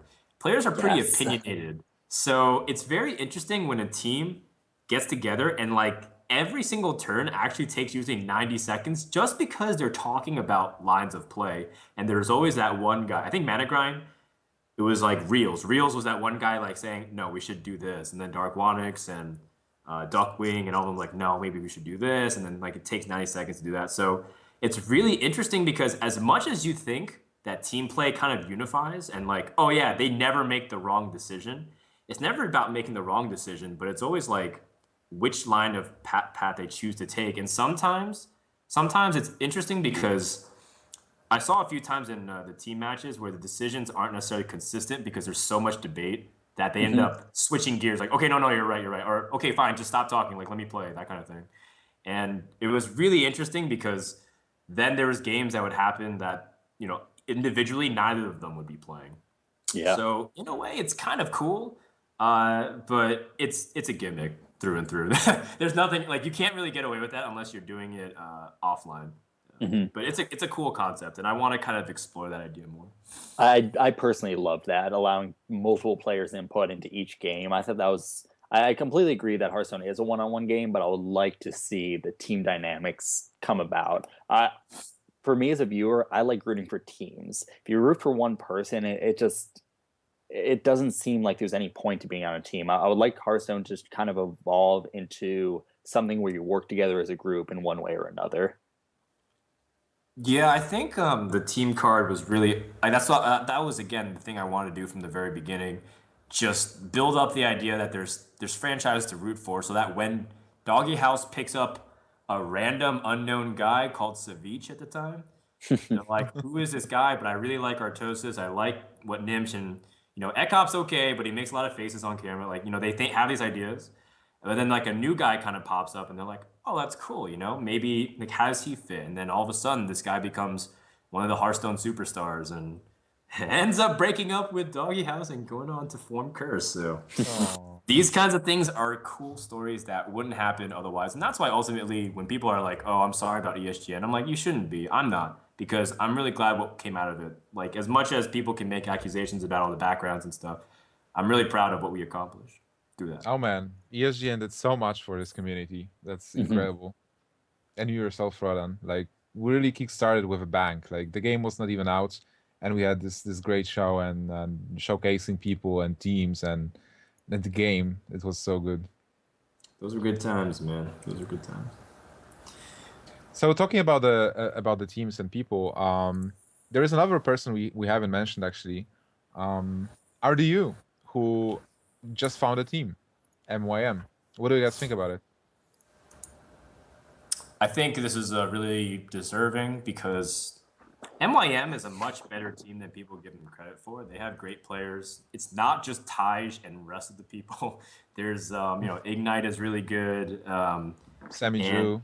Jew, they have this British kid named Blackout. He's all right. And there's just like lots of great talent on that roster that people don't know about.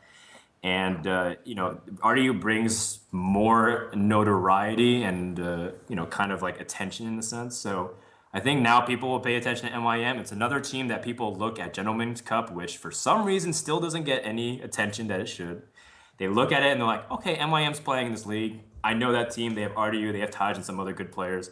I should probably, that's one more reason to watch. And I think this is another thing that's really great because if he just went to, like TSM, for example, and joined Masan or some other like team that's already well established, then it just starts building like this race of super teams. And I think it's really nice that he goes around. And MYM also seems to really want to take care of their players. I'm not on the ends with them. Like I don't know what's going on, but I think it's a great pickup. MIM absolutely has some great players. However, I was a little disappointed on Monday when I actually played against MIM Semi-Jew. Now, before the group stages were announced, I was actually practicing on Saturday, best of 3 tournaments. I did the Zotac Cup and the new Soulfire Masters League. Semi-Jew was watching my stream as I played best of 3s for probably 6 straight hours. I started with Shaman in every single game or every single match. So when I was talking to him afterwards and after I beat him, he was like, yeah, I completely forgot. I feel like, I mean, and I literally was just able to counter him with that. And he just completely just forgot it. He's an amazing player, but I'm not sure if their team works together like some other teams do in terms of doing research on their potential opponents and prepping for games. They have some absolutely fantastic Hearthstone players, but I just wish I could see them work as a team more than they have, I think, in the past. I think that's a very valid point because a lot of being on a team is not easy. A lot of people, I think, like if they don't have team experience or like management experience, they just come together, and because Hearthstone is more or less a 1v1 game, they think like, hey, we'll just play 1v1 as we did before with friends. So even though the teams are together, they don't practice. They don't practice together. They don't play. They don't perform like practice sessions and discussions. They do some theory crafting, I'm sure, like on Skype groups, but they don't really get to know each other. And I feel like this is a thing with many teams in Hearthstone. They have this problem that they don't communicate enough. Like probably there's also the problem of the team leader or like team manager. So like the team manager is mostly a person that manages the team's needs, like travel expenses and stuff. And there should be a person who is actually like binding the team. So like a clear team leader that organizes stuff, that tells people what to do, like directs people, because people just need help. Like not everybody is able to self practice and improve himself. So I feel like a lot of teams actually lack this. Like they have like small power struggles, or like Mm-hmm. people who are just too lazy to actually take the leadership role. I think it's like coming back from World of Warcraft. It's also similar to the problems that the guilds had, because everybody tries to be the best, everybody tries to be in the front, but there is no clear leader, and the guild just falls apart, and people are hard to like practice together. Mm-hmm. Yeah, I'll share some knowledge that I know, and just kind of following up on what Gnimsh says. Teams don't actually act like teams very often in Hearthstone so far. I mean, they do in a sense where it's like, oh yeah, who do you think are great players? And the first thing you do is think about your teammates, right? Gnimsh would always say Ekop's, top player in the world, and obviously he plays with Strifecrow now, and you're playing with Kalento too now in Doghouse. Of course, some of the teammates that you're pairing up with are really great. Curse would always talk about the Curse guys, Tempo Storm guys would talk about Tempo Storm guys. But the truth is, like, there still is. I don't really see teams unifying in the way that you see other teams do in, like, team games like Dota and stuff like that. That's different. But in StarCraft, the players share builds, they share everything, and they like really help each other practice. A lot of teams don't really do this. They kind of share deck lists and ask some questions, and then it's like, okay, good luck, that kind of thing. Yeah. That's really about it. And I think I don't know if that's a card game thing, a background, or I don't know if that's maybe egos or opinions getting in the way. But it's just an interesting observation. Like from whenever I talk to people about team dynamics, it's like, oh yeah, we help each other, ask what's good in the meta, share decks, and then tell each other good luck and that we're watching. That's about it. Yeah, and So maybe even competing against each other. I mean, this is actually good for a team structure sometimes. If you have a couple of very good players and they feel like they have to compete against each other, so it's like a kind of a different improvement for all of them, because instead of like working together to be better as a team, yeah, they look at another player and they try to be better than him. And if all the players share this mentality, they are trying to be better. Like it works. They work separately, but together the team becomes stronger. And I I think yeah like yeah yeah yeah yeah. it's mostly like we work in Doggy House, and like we work in the past. We're like kind of like competing for the spot of the best player in the world. Like we were sharing information, obviously, because information is key. But everybody tried to like find those spots where he can actually like, be better than others. No, that's exactly where I wanted to end, and I forgot where I was going with what I was saying. I do that a lot. Thank you, Nibs. So that's why I feel like it's important that the teams also create team chemistry and help each other and complement each other. I really like guys, like Nibs, who's always willing to play and test decks and always like willing to talk about stuff. And even Doggy House, they're a group of friends. That was like the big thing, but they also really support each other throughout the whole thing. And guys like Nix, for example, who's retired, may he rest in peace. He also was a really valuable member of Doggy House, building decks and whatnot. So you can't just assemble Hearthstone players and assume that they'll work great together. There's a lot of opinions. There's a lot of egos. Card games, for some reason, bring out the worst in people. I have no idea why this is. This is not just Hearthstone, but if you bring together a group of guys who aren't ready for it, then they're not going to gel well, and you're going to have people playing for themselves, and they become much weaker because of it, in my opinion.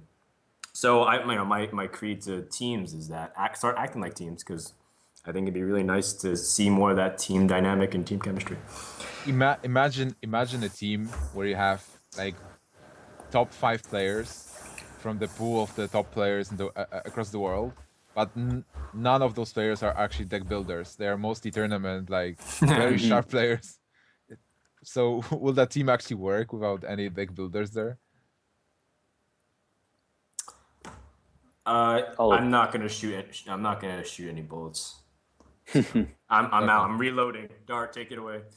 I have no idea how I would even go about answering that question. I'm just asking: is there any team that just net decks and just goes to tournaments and competes?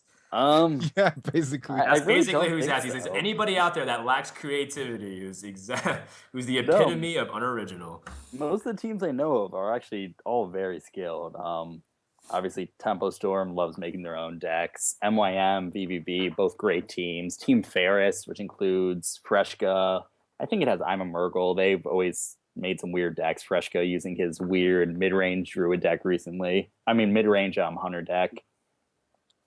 I think most of the current teams out there right now are all very skilled, have some of the best players in the game who all know how to make good decks. I'm not going to lie, I net deck all the time. Anyone who says otherwise is lying.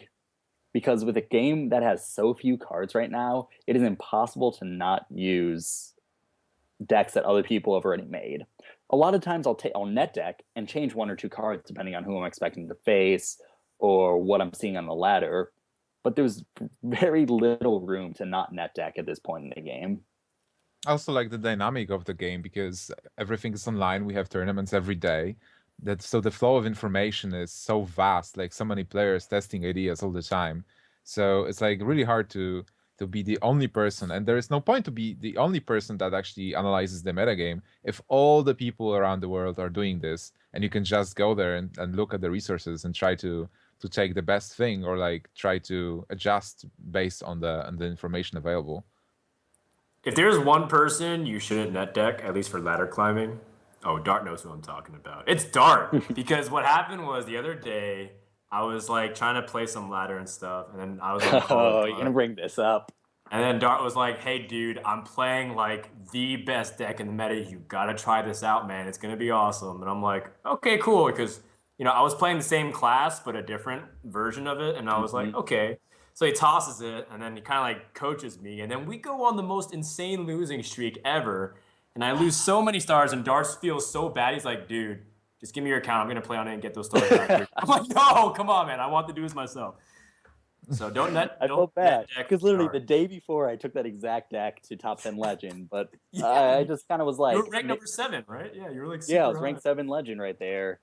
And that was actually literally the day before that. Firebat took the same deck to rank 3 legend. I guess that just shows how quickly the meta shifts in the ladder, but I felt awful. And then afterwards, I was like, screw this, I'm playing Miracle Rogue. And then I didn't draw Gadget Sand for 4 more games and lost more games. It was really bad, let me tell you. But no, actually, if I have to be completely honest, Dart's a really fun ladder, buddy. I actually really like laddering We more. get a ladder together some more in the future. Yeah, it was fun. Yeah. Okay, guys, we are slowly running out of time, and I'd like Okay, to sorry, talk about some. we're wasting very precious time. Let's move on. No, it's fine, it's fine. I guess like we can talk about tournaments a bit as well. Okay. Okay. Um, so we mentioned Gentleman's Cup. Well, probably there's not much to tell this week, I guess. I think that the cup is on hold this week, and it will actually resume next week. A couple of good matches, but we still have 8 more weeks to go, so we can cover it next week in more detail. Definitely watch Gentleman's Cup League next week on Take TV Red. Then we have the Millennium Cup. Yeah, Millennium this weekend. this weekend. Amaz, Gara, Kungin is going to be playing there. Is Kalento confirmed to be there in France? Yes. Okay, so Kalento. Okay, oh my God, Kalento, the first offline appearance will be made in Marseille, France, and it's going to be amazing. No visa issues, and I expect I'm the excited for Kalento force, this. the Kalento army to be out in full force. I want to see it, man. I want to see it. So, in your opinion, who do you think is going to take home the win this weekend of those 4? Are you asking me or asking Gnimsh? Either. Of those 4, like there's like 8 people. 8 people. Who else is in there? Sorry, I haven't been keeping up with this one. Okay, so there is the best French player, best Marmots. There is Kungen, there is Gara, there is Kolento, there is Amaz, there is a guy called Gnimsh, and there are Oh, two Oh wait. people who play. there he is. I forgot. Well, hands down, Gnimsh is winning it. I Oh man, remember because Best Ninja was player. telling me. Ninja was telling me at DreamHack, man, I really hope I can go to France. And we spent an extra like 4 or 5 hours in the airport together, and he was talking about it the entire time. And I forgot that you guys. My bad, dude. yeah, no problem. I mean, I was I announced was like, only yeah, who else is last gonna be Friday, so there? Yeah, some other random guys. I don't know. Okay, sorry. no I problem. There are Nimch people is who play. gonna do well. You're gonna do well, man. I feel it. Mhm. Have the brackets come out yet of who's playing who first yet? I think there are no brackets yet, but there is a very interesting rule because there will be a veto rule. Like you can veto a deck. It's like say Amaz, you can't play priest. Oh yes, Oh, and yeah, wow. they get to ban one class essentially at the very beginning of their series, and it continues all the way through. And so if you're playing a best of five, you bring 4 decks. If you're playing a best of three, you bring 3 decks, etc., etc. So it's Yeah. cool. But here's the Well, question: would you really ban Priest for Maz? I mean, I feel like that Yes. would be a deck I would let him play.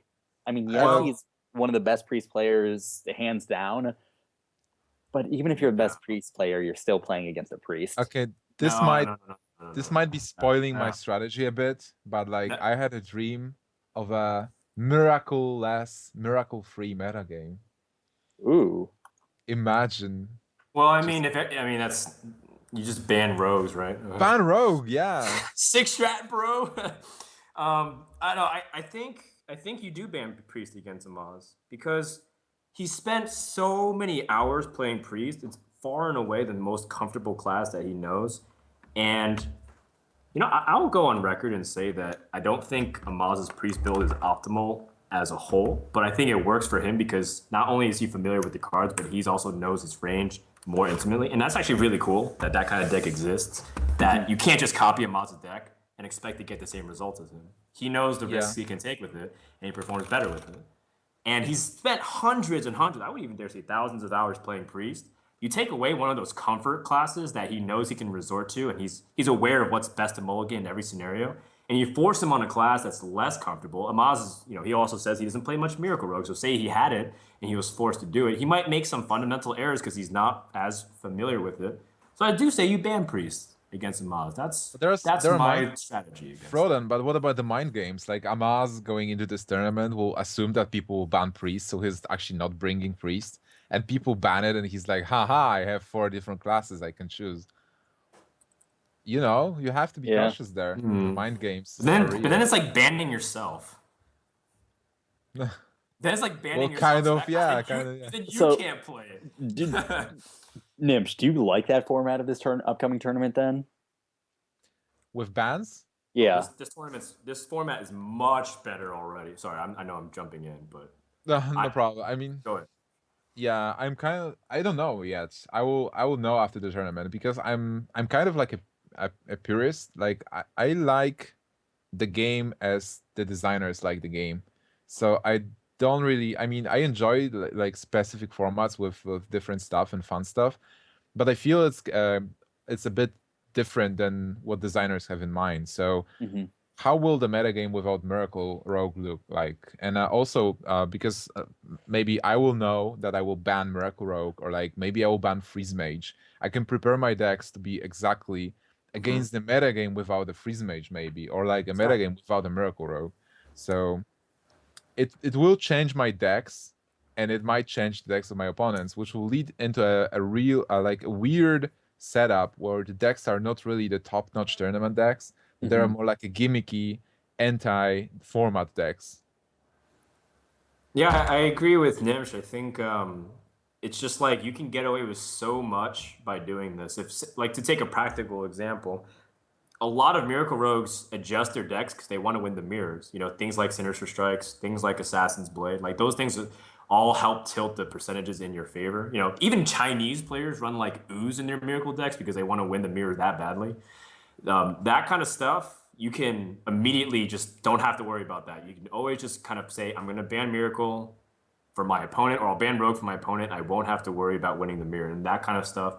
You can tilt the percentages in your favor. But what I do like about it is that it brings a different strategy approach. It's not just, people in chat are saying ban Druid. Yeah, you can ban one of the most stable classes, and all of a sudden, one of the good ways to answer the field, it's like is gone from the arsenal of your opponent, and now they have to play kind of on their left foot the entire time.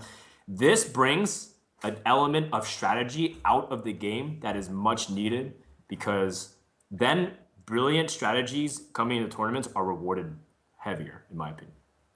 The more prepared player gets rewarded rather than someone who just, if there's a player that just net decks and says, what's the 3 best decks? And then he gets lucky rolls all throughout the tournament. And it's like, Herp the Dirty wins the game. Cool, Herpstone, awesome. And then you have that versus a guy who comes and does his homework, studies the metagame, says, this deck can be really good. This Paladin deck could be amazing, but its worst counter is what? Miracle or something like that. So, assuming you're playing Control Paladin or something, then you ban that or something, and then all of a sudden it does really well. Everyone's like, touts that you're a genius. It rewards preparation more than luck, and I like this kind of thing to give more element of control back to the players.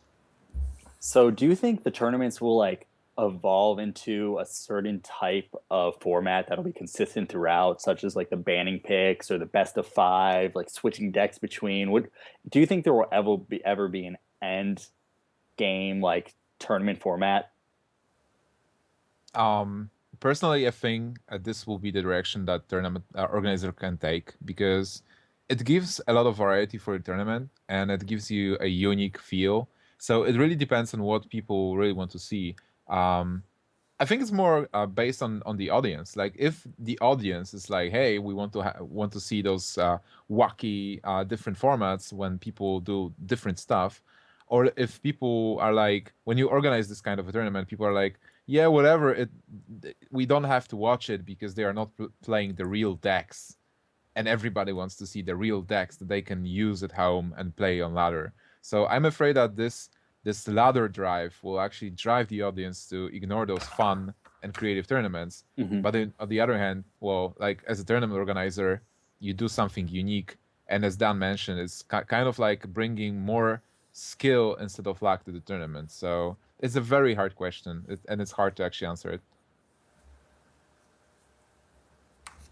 Boom. Dan, anything to add? I think you said it all, Gnimsh, because you agreed with me. So I'm ready to move on. Okay, let's move on. Sorry. If I have to pick a player, obviously I'm going to pick Gara. Oh, yeah. Oh. Gara, he's actually a player that prepares a ton for tournaments. And he does. He really does. Yeah. He's a tryhard, man. I'm going to say it. He tries really hard in every single tournament. Like, he's always thinking about the game, and every single moment, whether we're eating, whether we're driving, whether we're walking, whether he's on the toilet, he's always asking, what should I be playing? Did I make any misplays? This kind of thing. And I really like seeing hard work being rewarded, so I hope Gara pulls through this weekend. Dart, and the picks on your side? I want to say Kaleno just because of how well he does with ladder. However, from personal experience, I've seen people that do unbelievable on ladder don't do as well in tournaments. So, and again, we haven't seen Kaleno in very many tournaments, so I'm actually excited to see how he does. So I personally wouldn't pick him. And it sounds like I'm sucking up to you, but Gnimsh, out of all the people going to this tournament, I think you, Amaz, and Gara just have the most experience in high pressure situations, and I feel like that makes a big difference when it comes to not making little mistakes that determine the outcome of the game. So I put my money on one of the three of you, especially in the money tournament where you play for actually Euros. Okay, thank you. I mean, I won't make my pick because I'm playing, so. Just say it yourself. Who plays you in the finals? I'd say Best Marmot has a good shot because he's on his home ground, and it's. That's true. It's a good one. Yeah. He's also a good player, from what I heard. Savish told me he's a great player. Yeah, I agree. Does he stream at all? Is there any way you guys can do research on the type of decks he uses, or? Actually, I couldn't find anything on him. I mean, he was consistently winning ESL tournaments back in the day, so And he might stream in French. Like, I will have to actually investigate him a bit before the Mhm. tournament. All right. No Okay, let's love move. for a Maz or Kungan? What do you think about Well, Kungan? He always brings the weirdest decks, and for not playing Hearthstone as much as he used to, he's still done well. What was the last tournament he was in? Deck Wars Finals. Deck Wars, yeah. Yeah. And where he technically should have advanced to the grand finals to play against Tides, right? Mm-hmm. Yeah, Yeah, but he should have. Strife Pro took it away. Well, I mean, the organizers technically took it away. Yeah. If we have to True. be legal here. Kungan actually, I met Kungan at DreamHack, and he told me he's gonna start boot camping and trying really hard for his upcoming tournaments. So Kungan's like telling me he's gonna be trying hard and focusing, and Yeah, he he might wants to focus surprise on some Hearthstone. people. He might surprise some people. And Amaz is always a sleeper everywhere he goes. Everyone kind of underestimates him because they peg him as RNG. It's But so weird he could because always go far. Yeah, Amaz is consistently proving himself in the tournaments. Mhm. Like, he was top 4 at DreamHack, and now he was in the final. So Yep. Amaz is really like a force to deal with. Yeah. He's the only one of the immensely popular streamers who's able to put out results like he has because he's placed fourth in DreamHack Bucharest and now he's placed second in DreamHack, so he's due for a win eventually if he keeps this up. Mm-hmm. Yeah.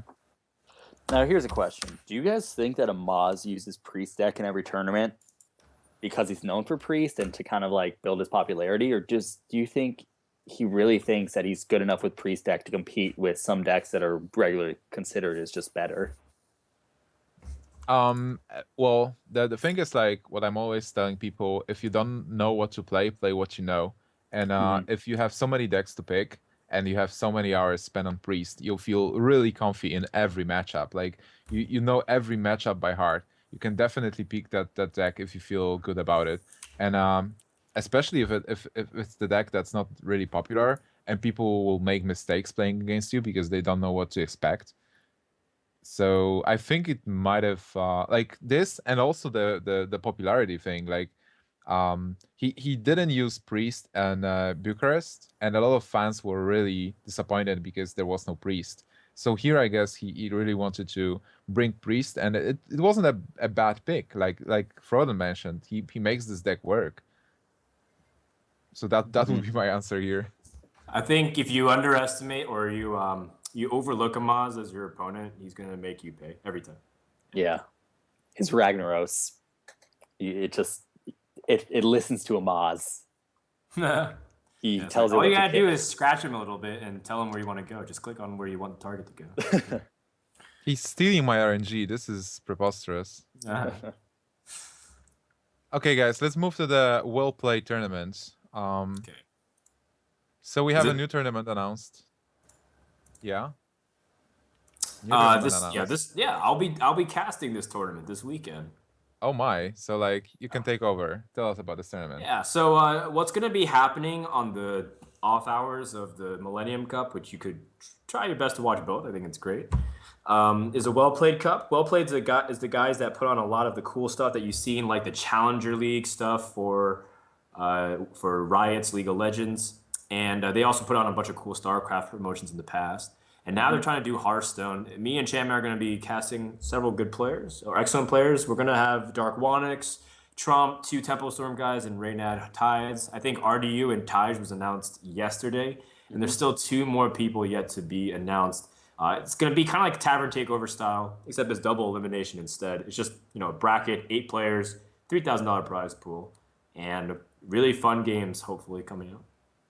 I think that'll be a great tournament. It has some amazing players. From what I've heard, I've never seen them personally, but the Well Played Cup, like the people from Well Played, put on a good format, do everything by the books, make it a very good stream. So I think it'll be exciting to watch. Also, we've got some great casters. So Thank you. One of the best in the world. Once again, checks in the mail. Perfect. So 2 great tournaments to watch this weekend. One offline, one online. And you can, if you need more information, you guys can go to wellplayed.org. They put up a schedule and stuff, and I think they're really trying to avoid the Millennium Cup because I know the conflicts might happen. It's already starting, Gnimsh. I kind of talked about with you back at DreamHack, but now everybody's trying to do Hearthstone tournaments. Everyone wants a piece of the pie. Mm-hmm. It's gonna start coming like crazy in July. From what I've been being talked to from a bunch of people, seems like in July there's gonna be Hearthstone events every weekend like this, where people might be stepping on each other's toes, which is nice, right? Because people can kind of choose and select what kind of content they want, and it's also nice because that means that there's a lot of opportunities for players to prove themselves. Yeah, definitely. That's sounds really great. Unfortunately, on the other hand, Tavern Takeover is currently on hiatus. Mm-hmm. I mean, the next event is currently postponed, so that's one. But we have Well Played, we have Millennium, yeah. Got a lot of good ones coming up. Yes, and and also this big China event that got announced. We probably should talk about that really quick. Oh yeah, Apparently, there's a definitely. $58,000 Hearthstone event that's been announced in China in September. This is based off of kind of like the successor for WCG, which was the like Olympics of video games, where people would represent countries instead of teams or themselves. You'd have like qualifiers for like USA, and then Dart would be like the USA representative. That's the equivalent. If And only. then yeah, and then you kind of like win the overall thing by how many medals you get and stuff like that for your country. So it's kind of cool. And they're doing it for Dota, they're doing it for Hearthstone, they're doing it for StarCraft, and they're doing it for Warcraft 3, which is like, it still boggles my mind how big of a crowd in China still loves Warcraft 3. But it just goes to show you, like, if you make good games, people will still come out and watch. There's still a crowd for Brood War, there's still a crowd for Warcraft 3. It's really cool that it still Well, exists. I'd say that China has a really great crowd for everything. I heard that the top streamers in China, for like the top Hearthstone streamers, they get 70K people easily. Mm-hmm. Dude, the tournament I casted with Amaz last weekend hit 250,000. It was a quarter million people watching. Wow.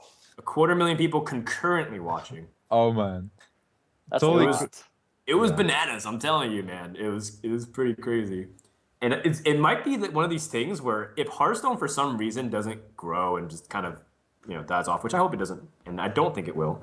But China's going to be playing Hearthstone for a long time, and it's going to be one of those things where, you can always think like, well, maybe there's not a lot of events, but there's going to be China events, you can So kind of go. whatever happened to this EU versus China Ferrari tournament that was supposed to happen?